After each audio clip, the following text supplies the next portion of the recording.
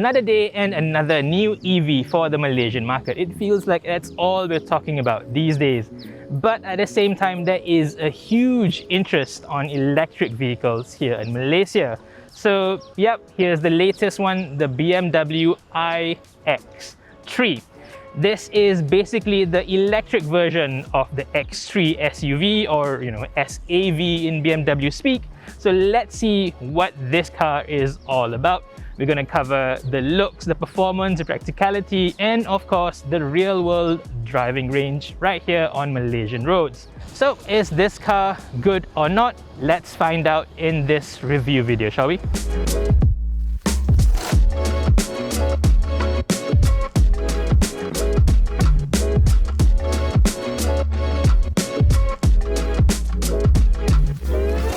Let's start with the variants available here in Malaysia. Now, funnily enough, there is just a single version of the iX3 available anywhere in the world, so there is no specific engine or powertrain designation tied to the back of each variant.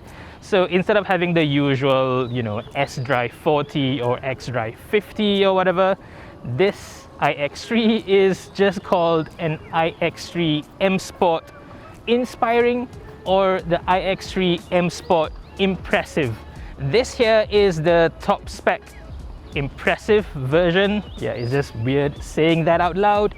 And this goes for around 320,000 ringgit. The range starts from just under 300, but by the time you get to the top spec version which you want, like this, and by the time you add on the additional warranty and service package, which obviously you would want to, this goes about 335,000 ringgit. That is quite significantly cheaper than the bigger BMW iX. That is over 400,000 ringgit, 85,000 ringgit more than this. However, compare this against the BMW X3, which this is very clearly based on, and the price comparisons are mind-boggling. Because here in Malaysia, this car, the full electric version, is somehow cheaper than both the X3 plug-in hybrid and the X3 full petrol version. That is only something that's here in Malaysia. In pretty much all other markets, you are expected to pay between 20 to 30% more for the electric version compared to the regular X3. Here, it's the other way around. It's amazing. But yeah, in Malaysia, we've got very unique tax structures which at the moment is favoring EVs. So hopefully this will translate to cheaper, more affordable EVs for the masses sometime soon. But yeah, we can only hope for now.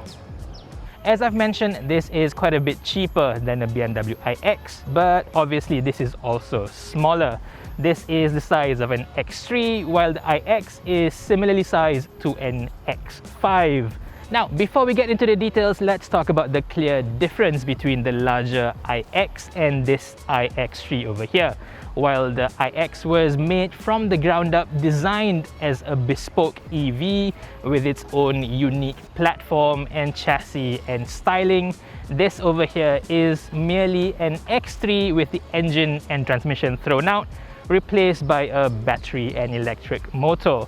Now, this approach is clearly the cheaper option, but it comes with a lot of compromises as well. So while BMW had a full clean sheet of paper to design the iX, the X3 was already set in stone. They had to use the exact same body, exact same chassis. So yeah, there's a lot less for them to play with. One clear example is this. This has a really high and long bonnet, obviously to accommodate fitting an engine under the bonnet. This, however, does not even have any powertrain under the bonnet at all, because this is purely rear-wheel drive and the battery is under the rear seats. What's under the bonnet, I hear you ask? Nothing. There is a plastic cover, but you pry that open, there is a big hole under that. For the iX, they managed to make the whole bonnet a lot shorter, a lot lower, obviously aiding aerodynamics. So while that car has an amazing coefficient of drag of 0.25, one of the best in the world, this is at 0.29. Even with all the, aero gubbins covering the front kidneys over here, and the floors being completely flat, it is still a lot more draggy compared to the iX. Yeah, that's just the way it is. But being based off a traditional car isn't all that bad, because what you end up with is a normal looking SUV. This, compared to the rather, I'd say, challenging looks of the iX, makes this a far better looking, more handsome SUV, at least in my books. This is based on the very latest X3 facelift, complete with the M Sport kit, and to me this is a modern, muscular look. Yeah, it's just a better looking SUV overall, I think. There are quite a few things that mark this out as a BMW i electric vehicle, of course. The most obvious of all is this fully blanked out BMW kidney grille. This is traditionally used as an air intake to cool the engine. Now obviously without an engine you don't need all that intake, so yeah, completely covered up with a BMW i badge on the side. There's also a lot of blue highlights around the nostrils, all the BMW badges, and the corner trim as well. There's a good play of colors together with the blue trim within the top spec BMW laser headlights over here. The wheels also play a big role in completing the whole look.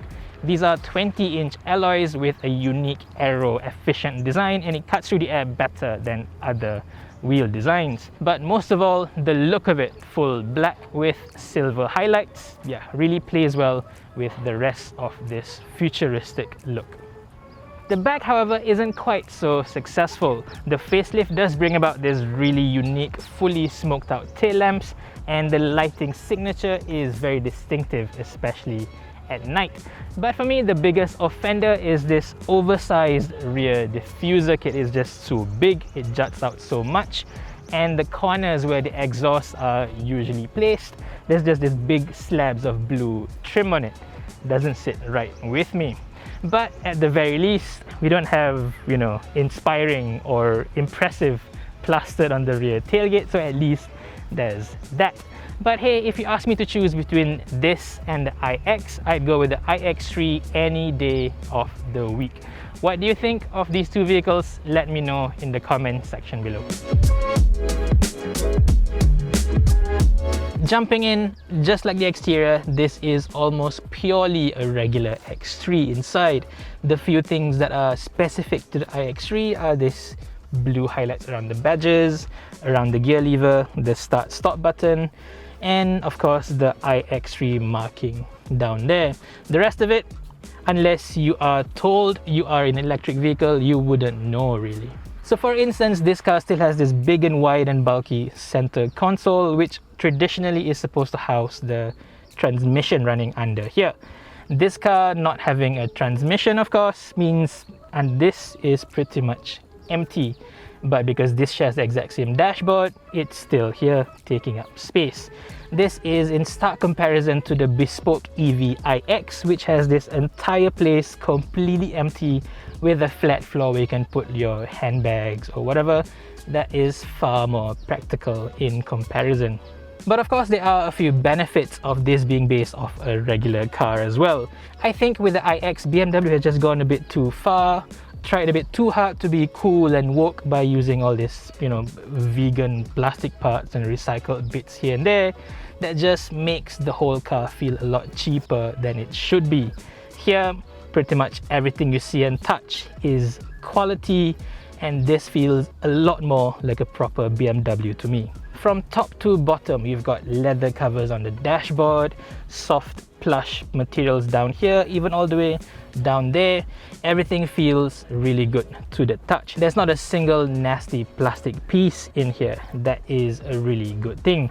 And with Mercedes-Benz somewhat going downwards in terms of build quality, BMW still being up there is definitely a big advantage for the brand right now. Now onto design, this takes the latest facelift version of the X3, which means you've got this fancier frames for the aircon vents closer to the G20 3 Series. That is a big upgrade for the car, I think.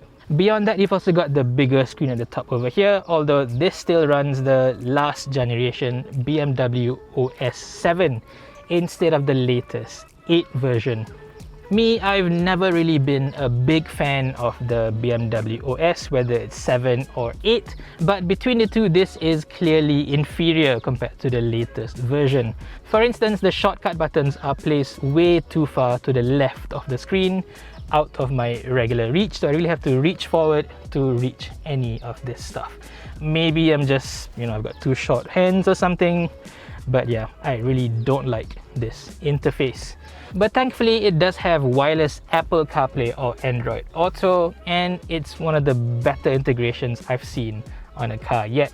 It takes up the entire screen on this large display, and it just works so well, even though it's a completely wireless connection. Thankfully, this being a fully imported car coming from China, this does come with wireless Apple CarPlay and Android Auto as standard. You don't have to pay extra like you do in the locally assembled X3s. Plus, as a CBU model, this is pretty much fully decked out in terms of equipment. You don't see any blank button over here. So yeah, pretty much everything you see, everything you touch is top-notch in here. I've got not many complaints at all. Except for this, of course. BMW, for whatever reason, still insists on having a manually adjustable steering column instead of an electrically adjustable one. I mean, come on, this is an electric vehicle. I still have to do this manually? No. Now in the back, it's all pretty good as well. As you can see, there's a lot of legroom left for me, and this is my own seating position. I am 167 centimeters tall, but I think even if you are significantly taller than me, you won't be found wanting for space, not for legroom, and especially not for headroom. Crucially, despite having to fit the big battery pack under the seats, BMW has not raised the floor at all. So the relative height of the seat compared to the floor is still as per normal. You can sit just like in a normal SUV.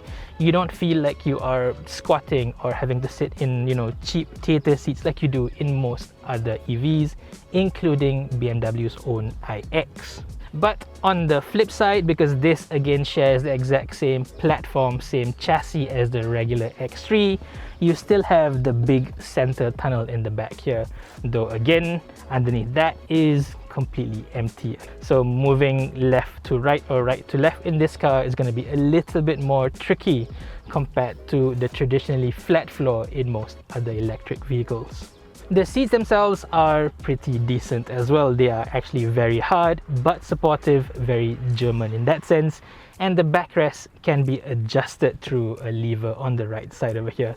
I do find the lever placement to be very nice on the sides instead of having to reach all the way back there in an awkward manner. Here, just reach on the side and lean back. This is a much better solution. Beyond that, you've got a few other highlights in the back here as well. You've got this full-length panoramic sunroof, which is fantastic for rear passengers. And in the bottom here, you've got rear aircon vents with your own controls. Even on the side, there is this nice design flourish with an X logo. On the door card, I really like this detail. What I don't like is this netting behind the front seats. You just know in a couple of years, this is going to sag, it's going to be ugly, and you have to replace it. Yeah, I don't know why BMW insists on using this cheap netting in most of their vehicles. As for the boot, this iX3 lives up to its variant name because it is impressive. With EVs having to fit batteries under the floor, you would expect the boot space to be very compromised. But at 510 litres, this is only 40 litres less than the regular petrol X3. The difference is only because this has a bit less underfloor storage, but above the floor, it's pretty much the same. This is an extremely usable, extremely practical boot to use. It's wide, it's deep, and it's very high as well. Yeah, very, very impressive there. In fact, this has more space than the X3 plug-in hybrid that has a raised boot. Now that is a lot more compromise compared to the full electric version. So this is great success for BMW, I think. And best yet, even with the reduced underfloor storage, there is still some space left in there to hold the tonneau cover when not in use, and as well as your charging cable. A lot of car makers don't think of all this, but BMW has all that covered.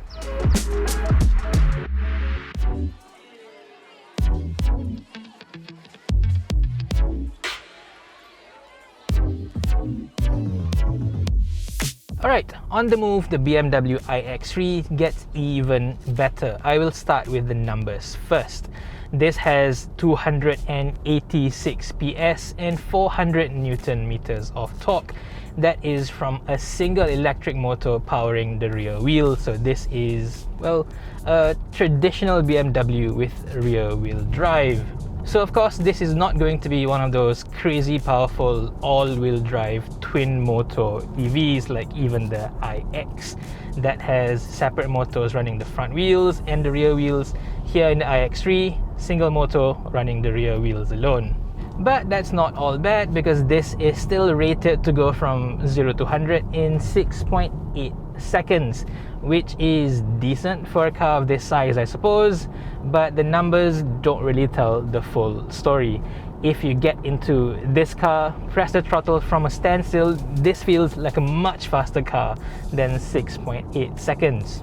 Technically, on paper, this is a slower car compared to an X3 30i that gets from 0 to 100 closer to just 6 seconds, while this is at 6.8, 6.9. But if you really drive the two cars back to back, you will swear that this is the much faster option. The thing is, with acceleration, what you feel the most is the initial surge of acceleration. Most of the time, you are accelerating from 0 to 60 or 70, and there is no beating an electric vehicle. It only comes off song, say above 80 or 100 kilometers per hour. That's where the surge of acceleration is slightly less, but most of the time EVs will feel much quicker than a comparable petrol engine. However, if you are to compare this against any other EVs out there, well, other than the slightly underpowered EQA, of course, this will feel underwhelming. It's nowhere near as immediately explosive as like a Tesla or, you know, an even Ioniq 5. In that sense, it is slightly disappointing. It's even slightly less powerful even compared to a BMW iX40, which itself was not the highest performing EV in the class. So yes, in terms of outright performance, this car is good, I think, but not outstanding. But like I said, for most people, this will be more than quick enough. And what is more important is the efficiency of it all, the real world driving range of this being an EV, of course. Now, through my normal testing, I've averaged around 17.5 to 18 kilowatt hour per 100 kilometers. Do a little bit of extrapolation, that averages to around just over 400 kilometers of real world range on a full charge. This car has an 80 kilowatt hour battery, but the actual usable capacity is about 74 kilowatt hours only. BMW has built in that additional access, so even if you fill the battery up to full 100%, it's not quite actually full, and even if you drain it close to zero, it's not actually zero. So that is a built-in safety mechanism to keep the battery lasting a little bit longer than normal. So like I said, over 400 kilometers of real world range, close enough to BMW's claims of 450 maximum range. I think that is more than enough for everyday use. This is a very efficient EV in my books. And perhaps because it isn't quite as explosive as other EVs to drive, you don't really feel the need or the urge to keep pressing on the throttle to punch through roads and whatnot. This you'll want to drive like any other car, very slowly, very serenely. It's a very pleasant car to drive overall. Now let's talk about charging, which obviously is as important as performance and range for any EV. This has an onboard AC charger of 11 kilowatts, which is decent enough. That can charge you with the wall box at home from 0 to 100% in about 8 hours or so. But of course, you are never going to be charging from 0 to 100 all the time. Most likely you'll be doing it from maybe 10, maybe 20% up to 80% on a regular basis, and that is only going to take you around 5 to 6 hours. So it's one of those things that, you know, you park up at home, charge it up, the next morning you come out and you have 400 kilometers of range. That to me is ideal, even better than a petrol vehicle. For long distance journeys or quick top-ups around town, you can use DC chargers, and this car can take in up to 150 kilowatt chargers.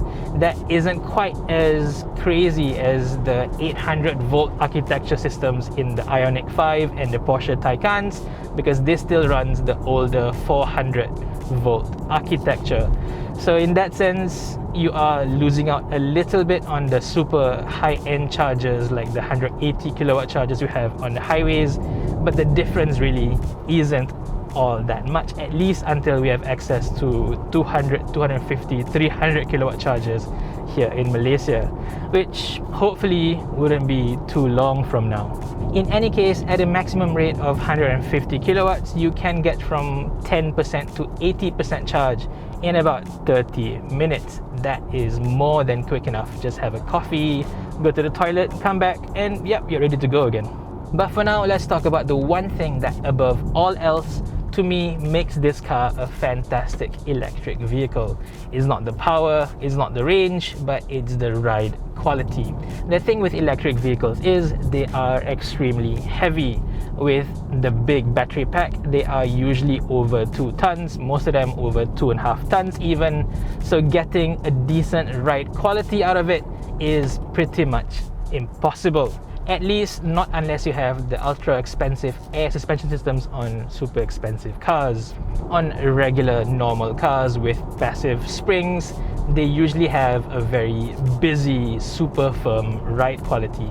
Even BMW's own iX with the standard passive suspension has a very busy ride that to me is just not very good at all. So this iX3 completely took me by surprise because it rides so much better than even the more expensive iX. This has the standard adaptive suspension system for the X3, and because it is adaptive, it has a much wider window of operation compared to a passive steel one on the base iX. So it rides in a much more composed manner. In low speeds, it handles bumps very well. At high speeds, it stays completely flat, completely stable. So yeah, to me, this has much better road manners compared to the iX, which, you know, is completely unexpected. You would assume you pay more, you get a better car, but with this car, apparently you don't. That, of course, is purely dependent on equipment, because in Malaysia, because we don't have access to customizing your cars based on your own usage, we are always saddled with the base suspension setup. So for the iX, the base setup is the steel passive system. For the iX3, it is the adaptive system. So it really depends on what the base setup is, because that's what we are going to get. If we are allowed to specify certain things, maybe we can get the air suspension on the iX. That, I assume, will feel a lot better even than this. Now, just a quick one on handling, because this obviously is an SUV. It's not the kind of car that you would want to go take up gunting, terrorizing other road users, becoming a menace. This is a car that you want to drive on the highways, in the city, and in that sense, it excels. But if you do want to enjoy taking this car through a couple of bends, it is quite capable of that also, because after all, this is still a BMW, and a rear-wheel drive one at that. So the steering wheel is still extremely sharp, fairly communicative. Even though this is an electric rack, it's not too bad really. You can hustle it through a couple of corners and it will feel quite agile, quite athletic. Of course, this is a heavy boy. This is 400 kilograms heavier than a standard X3 at almost 2.3 tons. That is just slightly lighter than a comparable iX. So yeah, it's not going to win any time attack challenges on track, obviously, but through normal roads, this is still an agile enough SUV that you don't really feel like you are barging through in a 2+ ton tank. Plus, all that weight makes it supremely stable on the highways. You can take this up to 110 or beyond, 120, 130 probably, and through the corners, this feels extremely stable, extremely safe. But of course, you wouldn't want to speed as much in this car because that will sap a lot of battery energy. If you really do want to do long distance in this car, it's best to keep under the speed limit, 105, 110 maximum. That way you should be able to get even more than the WLTP range of 450 kilometers. A crucial part of the driving experience of EVs is of course the braking, but a lot of EVs still have very poor braking performance. Thankfully, BMW has done a fine job in fine-tuning the brakes of this iX3. It feels just like a normal car, very linear, very powerful, and it stays consistent throughout the full braking operation. In a lot of other EVs, they may feel a little bit, inconsistent, a little bit juddery, a little bit grabby. Here, it's all linear. You may not think much of it at all, but when you're braking in an EV, you're not just working the brake pads. Most of the time, the braking force comes from the electric motors working backwards to recover all that kinetic energy to push it back into the battery as you drive along. So most of the time when you are lifting off the throttle pedal, you're pressing the brakes, the actual physical brakes are not being worked much at all. It's also the reason why for EVs, you won't be changing your brake pads like a normal car. Like say if on a regular car you have to change your brake pads every 30, maybe 40,000 kilometers, with EVs it can easily double that. Now just a quick word on refinement. BMW EVs are traditionally extremely good in this department, and the X3 is no different. It isn't quite as pin drop silent as the iX, but this is still a very, very quiet EV, even by the high standards of electric vehicles. Unless you go far beyond the speed limit, all you hear is just a tiny hint of tire roar and pretty much no wind noise at all. It's only beyond 120, 130 that wind noise does creep in a little bit, but even then, not in an annoying manner at all. This is a very silent EV by any standard. But before I forget, I do have to mention the so-called iconic sounds in this BMW iX3. Apparently, it was worked on by famed composer Hans Zimmer, popular with Gladiator, Interstellar, Inception and whatnot, or my favorite, Dunkirk. But on this car, his work is a bit lame, I think. Let me show you. First of all, you have to go through a whole bunch of menus, which if you're driving can be very, very confusing. You gotta go to car over here, settings, general settings, and into iconic signs.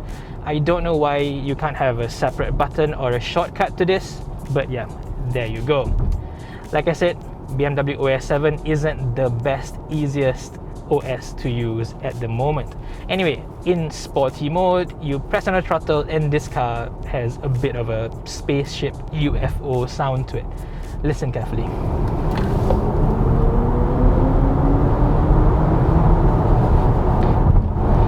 Yeah, that's weird, right? I don't know about you, but when I drive an EV, I want it to be completely silent, not sound like a sci-fi spaceship. Yeah. Thank you very much, Hans Zimmer, but I think I will turn this feature off. Now, last but not least is the full active safety systems on this top spec iX3 Impressive. This has the full suite of level 2 semi-autonomous driving. It has autonomous emergency braking, active lane keep assist, adaptive cruise control with stop and go, and it all works really, really well. I got stuck in a massive jam on the highway a few days ago and this car completely drove itself. It was amazing. And one of the most impressive things of this system is this center display over here. It really tracks everything that you see in front of the car. It will detect other vehicles on the road as well, whether it's a car, a truck, or even a motorcycle. It'll all be displayed on the center display over here. And then when you activate adaptive cruise control like I am right now, it detects the proper lanes as well. And when you indicate, BMW drivers, is this left stop over here, just in case you don't know. Just do a slight tug and it can do autonomous lane change.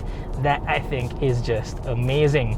Now of course it does this in a rather, you know, weird manner. There's a bit of an enthusiastic tug on the steering wheel instead of doing it smoothly, but it's still a very amusing system to use. On a long highway drive, that is such a fantastic feature to use to maneuver around annoying cars and whatnot. So overall, this is such a pleasant car to drive, especially on the highway. I've really got very little complaints of the driving feel of this car. So that's it for our full review of the BMW iX3 electric vehicle here in Malaysia. If you haven't picked up on it yet, yes, I do really like this car. I think it looks good, has a quality interior, and more importantly, it has an uncompromised practicality, which is completely rare for electric vehicles.